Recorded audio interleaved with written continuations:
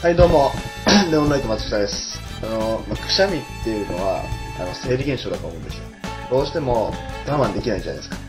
なので、くしゃみすると恥ずかしいっていう偏見をなくすために、そのくしゃみをかっこよくごまかす方法っていう、それを思いつきました。じゃあ、ちょっとやってみます。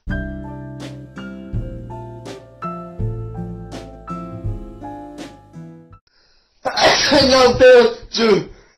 お前のことが好き。止まらないくしゃみ。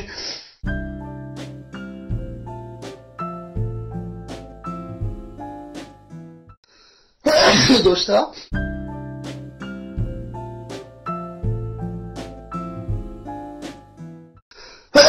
くしゃみってさ、やっぱさ、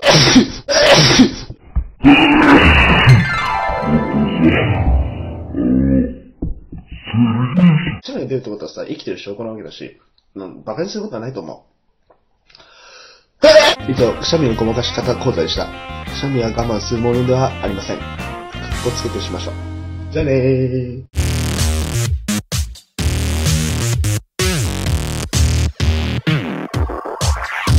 ポケモンちげえだろ。うわっ、おい、ティッシュ切れた。おい、ほら、泣けてきちゃった。